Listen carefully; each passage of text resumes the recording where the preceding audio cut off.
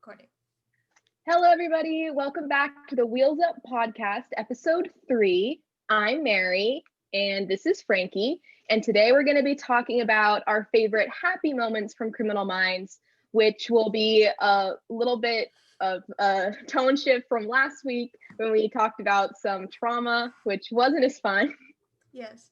But I do want to give you guys a disclaimer, just right off the bat, that these are happy moments in relation to other moments in Criminal Minds. So they may not be happy for the lay people, but they're happy in the context of the show, which is what counts. Yes. So Most pagans wouldn't take this as happy moments. But in the grand scale of Criminal Minds and things that happen, these are what are probably like the most joyous moments that happen in the show. Like Mary was saying, last week we talked, and the week before that we talked about Dr. Spencer Reid's trauma. If you want to check out that episode, it'll be in the end card at the end of this episode. Also, link in the description for that. But yeah, so today we're gonna talk about our like personal favorite happy moments in the show. This includes like at the end of cases when like people are reunited, or just like light little moments between the team members. So yeah, I think Mary will get us started with her first favorite happy moment. okay. So, should we talk about it and then I'll share the video, or? Yeah, I guess, yeah, give the context like for a couple seconds and then play it. By the way, please bear with us. We are doing like a little bit more effort into this episode than we usually would. So if things go awry, please be patient with us. The last time I tried to share my screen, it didn't go well. Frankie was there. Yeah. It wasn't my fault. It was It Zoom's wasn't. fault. So my first choice that the happy moment that I picked is in season 5, episode 5, when it was a really dark episode. But it was about these women that were kidnapped by an unsub, and they were impregnated, and then they were like murdered. But they find the parents of one of the women that was kidnapped, and then they find one of the children that she had that was like adopted out to a different family. And then throughout the episode, the grandparents, they really want to adopt their like daughter's child, their grandchild, but they ultimately decide that they don't want to like uproot her life, and they want her to be able to have the parents that she has. And that was like a really hard decision for them. But then at the end of the episode, this happens.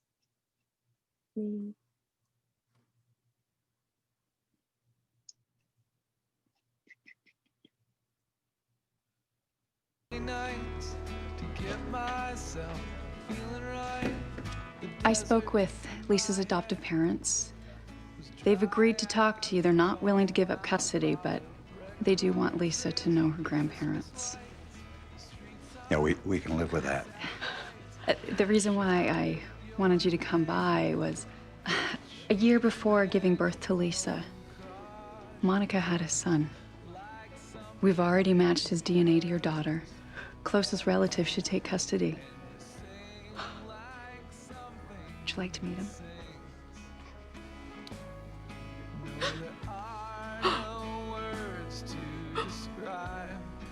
What's his name?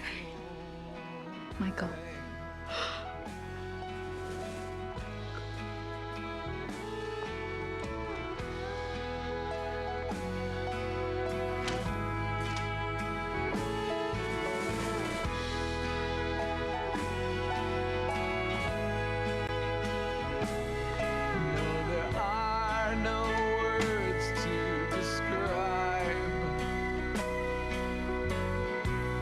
Such a beautiful thing.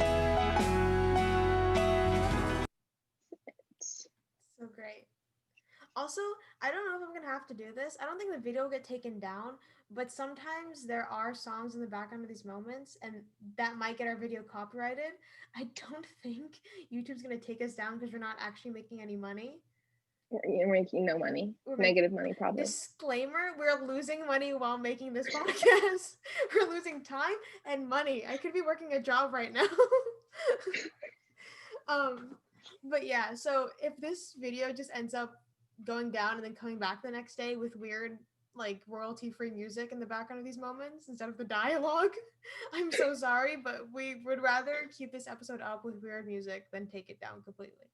I think I had the closed captions on for the clip, so You're great. you'll understand. Sorry, but yeah, sorry to take it away from you, Mary.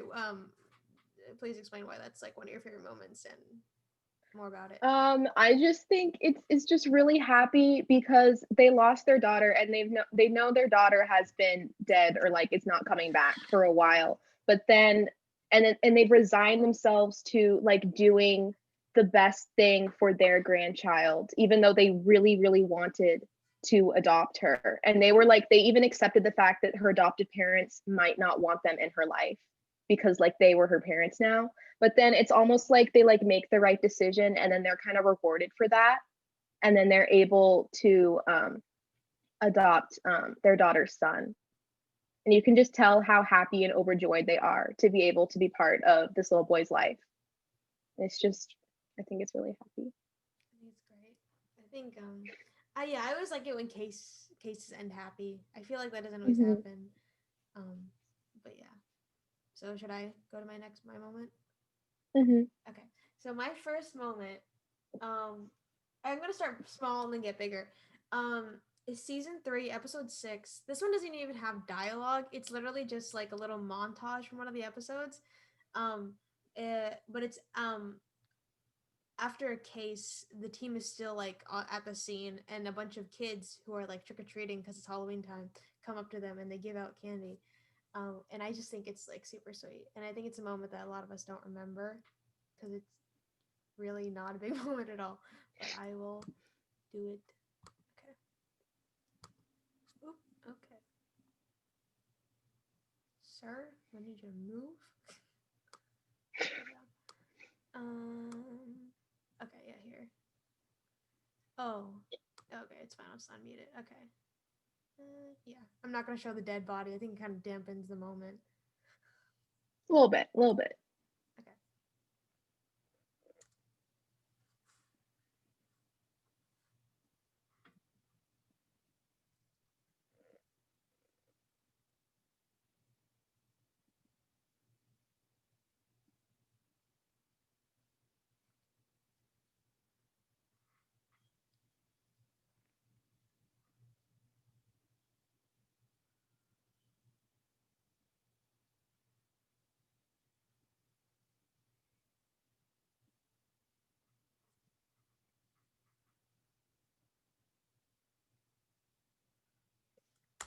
It's literally like 10 seconds. Yeah, I have no recollection of that at all. I didn't either. I had to like look up happy moments and I was like, I don't remember that happening. I don't even remember the case from that, but I just was like, wow, how do I not remember this? And I love that it's season 3, so it's early like Prentice. Like she hasn't been on the team for a while at that point, which is why I love that moment even more. Also early Rossi. I'm pretty sure that's like one of Rossi's first episodes. So it's a really good moment. And it's when the show I don't okay, disclaimer, I will never say Criminal Minds got bad towards the end, but I will say, like most shows that go on for more than 4 or 5 seasons, there's a steady decline. Yeah. And I will say if that the show goes on for more than 8 seasons, there's like a 99% chance it's just doing that because they want the money. Tell me that's not the case in most shows. Tell me it's not. Grey's Anatomy, Supernatural, Criminal Minds. No show is safe from the slow death that happens once you hit like season 7, season 8. But yeah, I just like that moment because I like Halloween and I think it's super sweet. There's really no significance to it though. I like how Reed and Morgan and Prentice are all happy giving out candy and then immediately cuts to Rossi's just like super serious, like very sad face. And he's just like looking at Hotch very dramatically. I mean, there's probably a reason why they're sad, and I just don't remember the context. They are looking at an ambulance. That's true. There is a dead body shown like right before that. So, but yeah, okay. I'll give it to Mary. Back in the next moment. Okay. My second one is also in season 5, episode 15, when at the beginning of the episode, the team is like working a case, and then this woman who I think she was familiar with JJ from like a case before, Mm. she asks JJ if there was if there's the possibility that the case they're working on is connected to her son's disappearance, which happened like over 8 years ago. And like throughout the whole I think it's like halfway through the episode, pretty much everyone kind of thinks that this woman is like kind of insane in her grief, and that there's no possible way that her son is actually alive. And they like go to her house, I think, at one point, and she has like one of those like crazy like string connected disappearance thing with like all the pictures where she's trying to find her son. But then it turns out that her son is connected to that disappearance. And then at the end, this is going to take me a second. You might want to like cut this out because I'm going to have to find it in Netflix. You want me to edit the podcast? That's not happening, hon. This is all going in. Ooh. Oh, shit. Okay. Oh, it did. Okay. Wait. Let me skip this back. All right. Here we I go. know if Stephen's with them. Oh.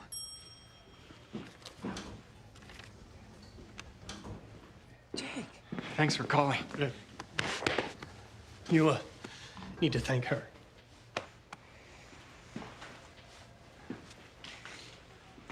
You look so happy. You found him. You did it.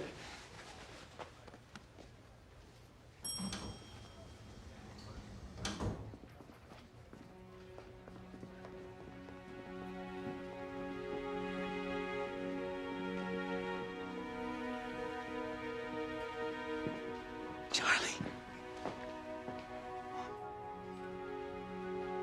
Charlie.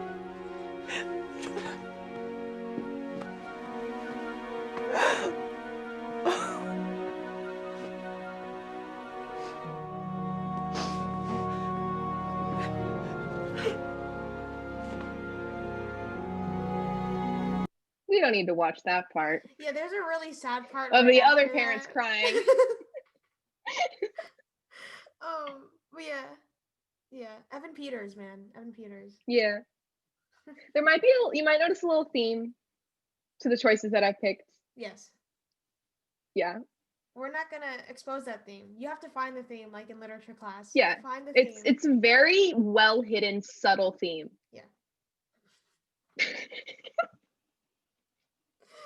Oh god. Do you want to explain more, or do you want me to go next? Yeah, it's similar to before. It's this woman has been working, she never gave up on her son. Even when everyone else around her said that there was no possible chance that she was going to find him again, she never gave up. And then it was her drive and passion to find her son and like her tenacity and never giving up that led to them being able to solve the case, pretty much, because she was able to give them information about her son's disappearance, and like connecting it to her son was able to, I think it turned the case in a new direction, and it was like because of that they were able to like find the unsub. Yeah. So yeah, and she saved her son kind of in a roundabout way, and then she was able to be reconnected with him at the end.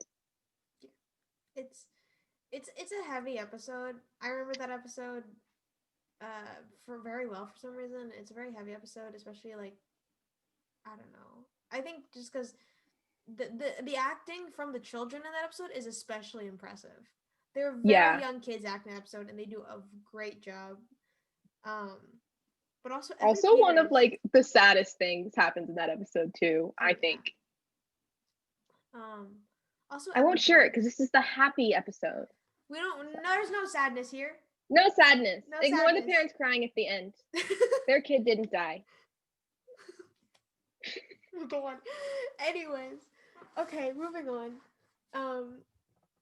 To my next moment. We're getting a little bigger here. Season 4, episode 9. We get a Garcia and Hotch interaction, which doesn't happen that frequently, unfortunately, and that's why this is one of my favorite moments. But yeah, I'll just let you guys decide.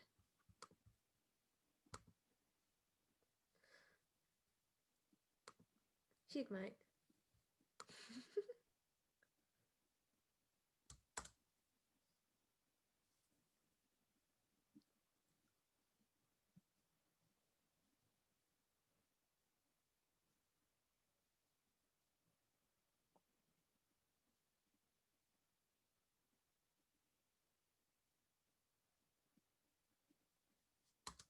Tell me that's not like the greatest moment of the show. I mean, I couldn't hear what they were saying. It's fine. I'm gonna be so mad if we can't hear it on the recording. But We'll yeah, just dub it over ourselves. we'll do the voices. I'll be Hotch. You can be Garcia. Anyways. I'm not doing it if I can't be Hotch. Oh my god. Okay, so yeah, I love that moment because throughout the show, I hate that I have to talk about the show in the past tense, by the way. I hate that it's done. Like, I want this to still be going. We don't have to. Currently on the show. Hotch is currently on the show. Mandy Patinkin is still playing Gideon on Criminal Minds. Yep. No, but I love this moment because we didn't get enough Garcia and Hotch throughout the entirety of the show. I feel like their friendship was like pretty minimal at times, and it really only had a lot of interaction towards the beginning of the series. And I just like that show because it's like two characters who are probably like the most opposite characters on the show, like just interacting, and they get along really well. Garcia is honestly one of my favorite characters. the largest interactions they have is when like Hotch is telling her to do something. You know, like once a season they have like that little interaction where Hotch is telling her to do something, and then Garcia is like, "Sir, I'm doing it as fast as I can," and then Hotch is like, "Do it faster! Oh my god. A man is dying!" Just stop. And she's like, "Sorry." No, yeah, that's true. But I don't know. Garcia is like one of my favorite characters, and this doesn't happen a lot towards the end, but we don't get to see Hotch being a person most of the time, which really upsets me. Like, once Haley dies, spoiler alert, once Haley dies, he's pretty much like just way more like stoic. He is stoic in the beginning, but like not as much as like once he loses Haley. Like after Haley dies, you only see him smile when he's with Jack. That's true. And that's just to remind the audience that he's not a statue. We should quickly moving on to your next moment. I was like going through the episodes to like find my things earlier, and I forgot that when like during the whole Prentice thing, like I was watching the clip where Prentice comes back, right? Yeah. And Hotch has a weird scruffy beard. And I forgot that happened. Like he looks like he's been living in the woods for like 3 months. That's true. Such an odd moment. Okay. My next one is season 6, episode 2, where it's completely different from the other ones. I'm joking. Throughout the episode, they've been looking for this girl who has been kidnapped by some like college age boys. And so in the episode, the boys admit that I think it might have only been like one of the two boys actually kidnapped her. I don't know. He like dumped her in the water in the ocean, like off this, like a mile offshore, off the side of his boat. And she's been out, and they've been looking for her for over 12 hours. Or was it like 3 days? It was like 3 days. It was a crazy amount. Yeah. It was like they've been looking for her for like 3 days. And so like immediately everyone is like, "Oh, she must have drowned." Because no one can like keep swimming for like 72 hours. But then they're like, "Oh, but she was a championship swimmer. It's possible. It's possible." And so I'm gonna have to find it again. So bear with me. I'm sorry, I couldn't find anything on YouTube. The unidentified subject is white and is late. I'm talking. You guys remember Gideon? Do you guys remember Gideon? I don't. Ew. She hung on in the middle of the ocean for days. That's strength I've never.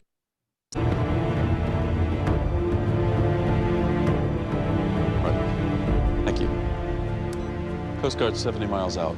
No sign of her. Kate's an amazing swimmer. If he didn't kill her when she hit the water, there's still a chance. JJ, that's 3 days in the ocean. Haha, great. I know. I know.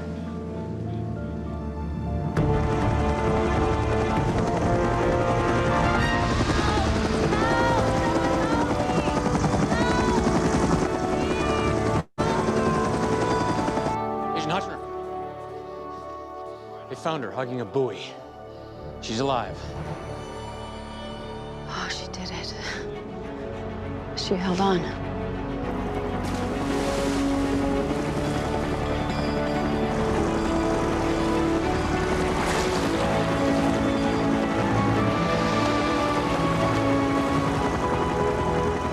They found her. She's alive.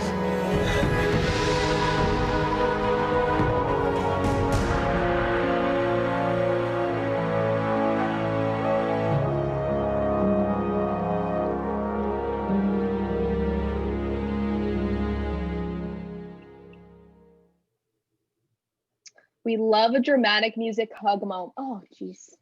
Stop that. You know, watching these moments makes me realize just how much I actually love the show. I remember I don't know if it was actually on the episode or a conversation that Mary and I had after the episode, but I was talking to Mary and I was like, I kind of hate Criminal Minds sometimes. But these moments make, honestly, watching the show worth it. And I'm sorry, I know this is your moment. I'm stealing your talk. No, you can feel free. Feel free.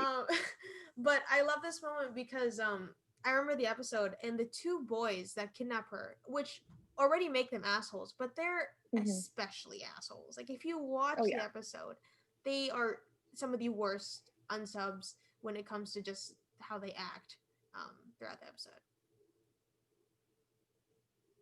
But yeah. It's your turn. I'm sorry. What was I gonna say? Oh, I just love the moments where, like, there's the dramatic swelling music and then there's like the hug and then the face zooms with like Hotch is like, he doesn't show any emotion, but you can see it in his eyes. It's such And I think that search party at the end, it kind of like exemplifies like what I love about the team. And I know they're written that way, but I can still love them. Because, like, you know, in real life, they would have been like, oh, there's a 99.9% chance she's dead. Oh, yeah. So we don't need to like do like a full-on helicopter search party. We can just like sweep the coast for her body or whatever. But they were like, no, we are going to search like that 0.1% chance is real and we could find her alive out there. And then they do. It's great. Yeah. Do you want me to do my last one or do you want to? Okay. My last moment is, I think this is a moment that a lot of us love, especially us that love Dr. Spencer Reid and Matthew Gray Gubler. This is the moment where, actually, you know what? I'm not going to introduce it. I think you guys know exactly what I'm talking about. I'm just going to let it play. Okay. I just went onto YouTube without sharing the screen. Sick, mate. Share screen. I feel like our whole audience is going to know that I'm mentally ill because I constantly do a British accent. Well, you just told them. But honestly, we're Criminal Minds fans. Do you expect us to be mentally stable? I've never met a mentally stable Criminal Minds fan. Okay, anyways. Let's see. Let's do this, mate.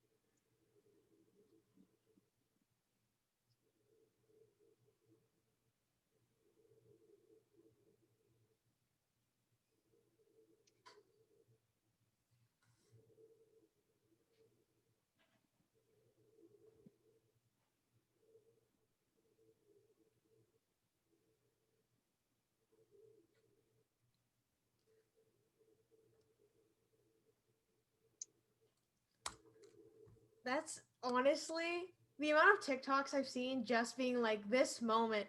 It's such a good moment. I love by the way, I love Halloween episodes. They're like my favorite kind of episodes especially with Criminal Minds. But I love this moment so much. And I love moments where they recognize that Reed is one of the most beloved characters of the show. Mm-hmm. And I just think it's cute because the kids playing JJ's kids are her real life kids, I'm pretty sure. Oh, I don't know. I think so. I think that's true. Okay. And I think Matthew Gray Gubler actually is her godfather. That might be a bit of a reach. I think I might have made that up, but if that's true, sick. We can research it, and then we'll do the thing where like the YouTubers put the asterisk. Oh, yeah. But I love what a nice clip to offset last week's episode. Yes, that Spencer Reed actually does have good moments, so that it isn't all trauma all the time. But he has some happiness in his life. But I will say that Mary and I not struggled, but it took us some time to find like 3 to 5 moments. Well, in total 7 between us. When we did last week's episode, I was able to compile that list of like 40 moments in maybe an hour. Yeah. It's a little uneven, the scales. But yeah, I'll hand this off back to Mary for our last moment, right? Yes. This is becoming a very short episode. We might have to. Okay. Yeah. This last moment, I know it's in one of the saddest episodes of the series, but every time I watch this and then this clip happens, I'm already crying of sadness basically, but then I start crying of joy, and it's just very emotional. It's like a whirlwind. But I'm just gonna show the very small part that is actually happy. Or wait, should we explain it? They probably already. It's the episode where Haley gets murdered. I was like, but then the part that's happy is that Hotch, he was like on the phone with Haley when she died, right? And he doesn't know where Jack is, his son.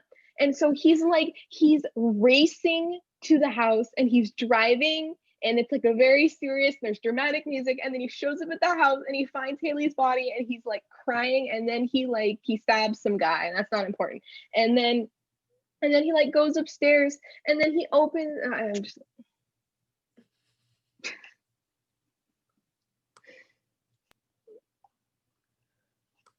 all right. The unidentified subject. Oh, jeez. The unidentified subject is white and in his late. Everyone can see what you're watching on Netflix. Yes, I'm watching Full Metal Alchemist. It's great. Because Mary's a weeb. He might not even be there anymore. Oh no, and the longer we sit here, the further away he gets. You make the best call you can, kid. All right, this is what we're gonna do. Is this the right episode? Who knows? Maybe even on emergency speed. Oh yeah, this is, yeah. I'll cut all of this out. I'll edit this episode. We knew if we followed it, we would know where he took Hotch's family. All right, Fouad has to be in control. He had Haley come to him. Yeah, but where would he take her? Just scroll through Haley's murder. Stop, we're skipping that part.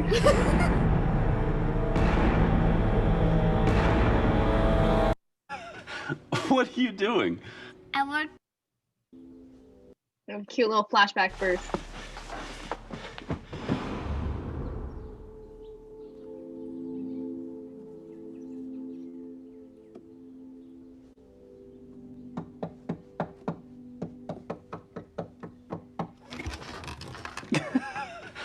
What are you doing? I worked the case with you, Dad. Jack, I'm glad you're working the case with me. You know I can always use your help.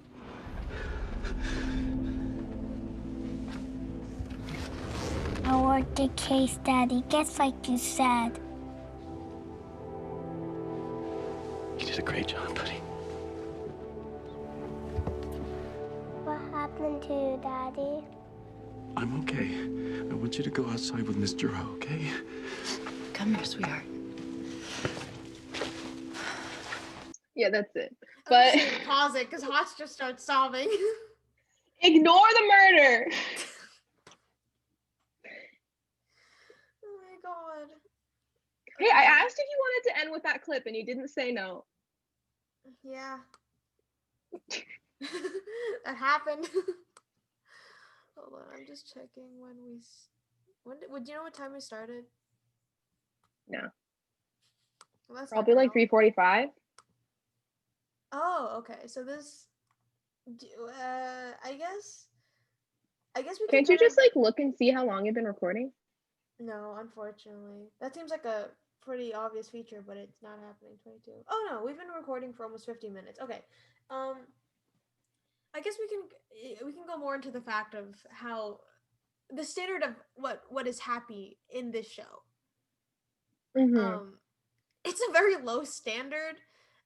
Think about it like most girls / women's like standard for men. The bar is low. It's pretty low. The bar is really it's on the ground. Floor. It's on the floor. But the thing is, there's so much death and sadness and grief and trauma in the show that when something good happens, it feels all the more powerful. That's true. You know? Because like if there weren't so many episodes where they're like searching for someone who's been kidnapped and been killed and stuff, and then it turns out they are dead, and then they like find the body, like it wouldn't feel so much when they are actually able to save the people that they want to save. Yeah. And you know it doesn't happen all the time, because almost every time when one of those episodes happens and they save someone at the end, it's usually Morgan goes, just enjoy it. This doesn't happen every case. He does. Look it up. He does it like almost every time. Yeah, I'm sure like honestly. Can we discuss how good Reed's hair looked at that last clip? I looked at it and I was wow. Episode 100. Wait, in the clip with Haley's death? No, the part where I'm gonna have to edit it out. They're not gonna know what I'm talking about. Episode 100.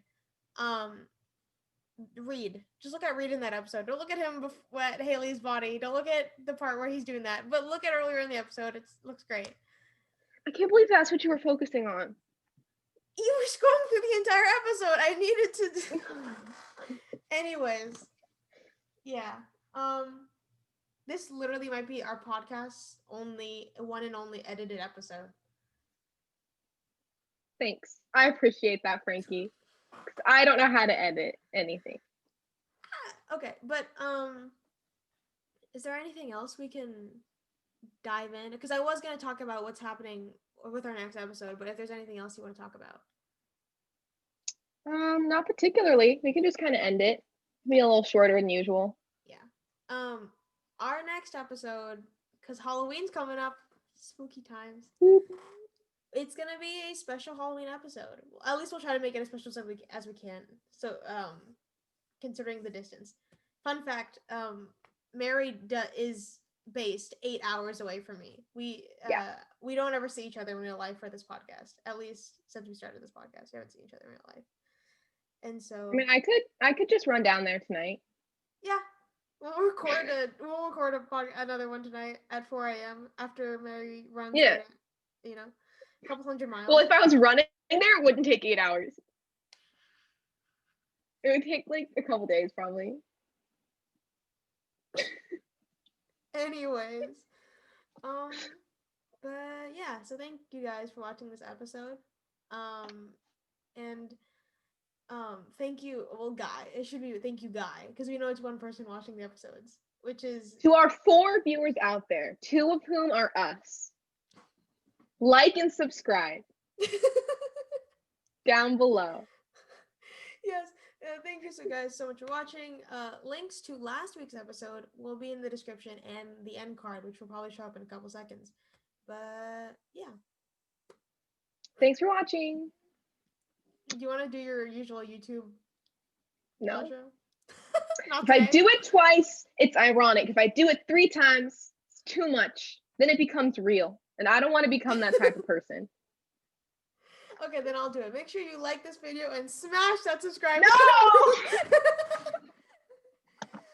And please join us next week for our podcast next episode. Thank you guys for watching. Bye. Bye.